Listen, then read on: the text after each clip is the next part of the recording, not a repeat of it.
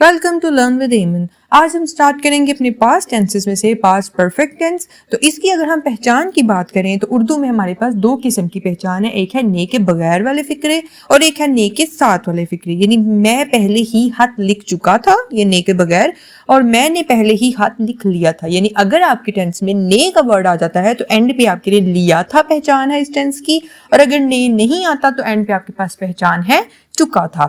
और इन टेंसेस में हमारे पास जो से है अक्सर हमारे पास ज्यादातर जो है दो किस्म के टेंसेस होते हैं। ठीक है, दो जो सेंटेंसेस को मिलाकर ये एक सेंटेंस बनाया जाता है। इसमें पहले सेंटेंस में वो काम बताया होता है जो कंप्लीट हो गया होता है और दूसरे में वो काम जो अभी कंप्लीट नहीं हुआ होता। जैसे कि हमारे पास है she had left before I arrived. ठीक है, तो यहाँ पे क्या चीज है, अब शी हैड लेफ्ट में काम कंप्लीट भी हो गया और बिफोर आई अराइव्ड में जो अभी काम शुरू हुआ है, और बात किसकी कर रहे हैं, पास्ट की कर रहे हैं। तो ये है हमारे पास हमारा पास्ट परफेक्ट टेंस। ठीक है, अगर हम इसकी जो है हेल्पिंग वर्ब की बात करें तो इसमें हमारे पास हेल्पिंग वर्ब आता है हैड, और हर एक के साथ हम हैड ही लगाते हैं। I, we, they, you, he, she, it, सबके साथ हैड ही आएगा। और हमारे पास यहाँ पे अब हम अफर्मेटिव सेंटेंसेस के स्ट्रक्चर की बात करें तो बेटा हमारे पास यहाँ का स्ट्रक्चर है, सबसे पहले हम लगाएंगे सब्जेक्ट, देन अपना हेल्पिंग वर्ब हैड, देन उसके बाद वर्ब की थर्ड फॉर्म यानी थर्ड फॉर्म ऑफ वर्ब हम इसमें लगाते हैं, और लास्ट पे हम इसमें क्या कर देते हैं, अपना ऑब्जेक्ट लगा देते हैं। जैसे हमारे पास है they dash their work when the teacher came, और ब्रैकेट में है फिनिश, तो हमने लगाना साथ हैड है, तो दे हैड और फिनिश की थर्ड फॉर्म में चले जाएंगे यानी finished. They had finished their work when the teacher came. एक और लें तो हमारे पास है I dash such a beautiful sunset before that day, तो यहाँ पे हमारे पास दरमियान में नेवर भी है, I dash never dash such a beautiful sunset before the day, तो ब्रैकेट में हमारे पास है सी। ठीक है, तो यहाँ पे सबसे पहले तो आई के साथ हम लगाएंगे हैड, आई हैड नेवर, और आगे सी की थर्ड फॉर्म में चले जाएंगे seen, I had never seen such a beautiful sunset before that day, यानी मैंने उस दिन से पहले कभी भी इतना खूबसूरत जो सनसेट है वो नहीं देखा था। उसके बाद एक और अगर हम एग्जाम्पल लें तो हमारे पास यहाँ पे आता है by the time we dash the station the train dash already dash, और यहाँ पे हमारे पास दो चीजें, यहाँ पे रीच भी है ब्रैकेट में और डिपार्ट भी है। तो यहाँ पे हमारे पास क्या चीज है, by the time we reached the station, reach की थर्ड फॉर्म रीच्ड आ जाएगा, यानी हम वक्त पर जो है वो स्टेशन पहुंच गए थे। द ट्रेन, उसके साथ यहाँ पे हम अपना हेल्पिंग वर्ब लगाएंगे had, the train had already, और डिपार्ट का थर्ड फॉर्म डिपार्टेड, कि जो है वो ट्रेन जो है पहले ही जा चुकी थी। ठीक है, by the time we reach the station the train had already departed. तो उसके बाद अब हम चलते हैं जी अपने नेगेटिव सेंटेंसेस की तरफ। तो नेगेटिव का हमारे पास स्ट्रक्चर यही है, सबसे पहले हम इसमें लगाएंगे सब्जेक्ट, देन हैड के साथ नॉट, हैड नॉट आ जाएगा, then third form of verb, and then last पे हम अपना लगा देंगे ऑब्जेक्ट। जैसे हमारे पास कैसे बनेगा, she dash her homework when I called, देखिए यहाँ कॉल्ड के साथ भी थर्ड फॉर्म लगी हुई है, और ब्रैकेट में हमारे पास फिनिश है यहाँ भी, यानी दो जगह पे थर्ड फॉर्म आएगी क्योंकि दो किस्म के सेंटेंसेस बता रही है ना। तो यहाँ पे क्या चीज है, पहले तो हैड लगा देंगे, had not, she had not, और फिनिश की थर्ड फॉर्म फिनिश्ड।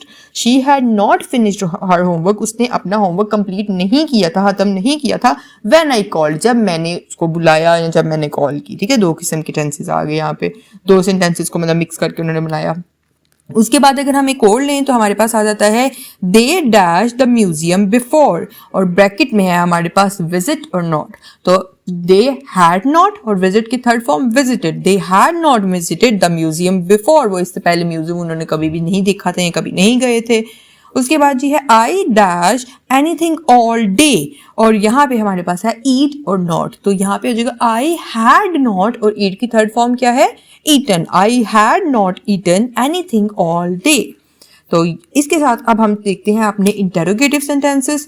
तो इंटेरोगेटिव में हमारे पास स्ट्रक्चर क्या है, हमारा स्ट्रक्चर है जी, सबसे पहले अब हम लगा देंगे अपना हैड, देन सब्जेक्ट, देन अपना third form of verb, and then object, and last पे क्वेश्चन मार्क। तो हमारे पास यहाँ पे आ जाएगा dash she dash her homework before sunset, और ब्रैकेट में है फिनिश, तो आ जाएगा had she finished her homework before sunset. एक और देखिए तो यहाँ पे हमारे पास आएगा dash you ever dash to London before 2020 और ब्रैकेट में हमारे पास बी, तो बी की थर्ड फॉर्म क्या है, बीन।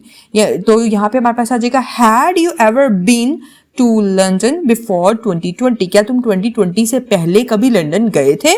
उसके बाद ये लास्ट अगर हम एग्जांपल लें तो हमारे पास यहाँ पे क्या आ जाता है, dash they dash when you arrived और ब्रैकेट में है लीव, तो लीव की थर्ड फॉर्म क्या होती है, लेफ्ट। तो had they left when you arrived, क्या वो चले गए थे जब तुम पहुंचे। उसके बाद एक हमारे पास एक और चीज भी होती है जी, नेगेटिव इंटेरोगेटिव सेंटेंस। तो अगर हम उसकी बात करें तो उसमें भी हमारे पास सिंपल सा ही स्ट्रक्चर है।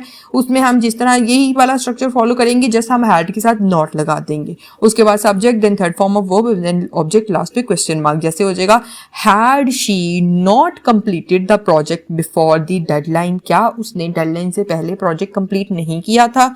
यहाँ आ जाएगा had not they gone home before the storm started, क्या वो तूफान शुरू होने से पहले घर नहीं जा चुके थे। तो अब यहाँ पे हम कुछ सेंटेंसेस लेते हैं आप लोगों की प्रैक्टिस के लिए, जिसे आप लोग सॉल्व करके मुझे उसके आंसर्स कमेंट सेक्शन में जरूर बताएं। सबसे पहले हमारे पास अफर्मेटिव सेंटेंसेस के लिए है, he dash a letter before the postman arrived और ब्रैकेट में है राइट। उसके बाद है they dash the assignment before the deadline, bracket में है कंप्लीट।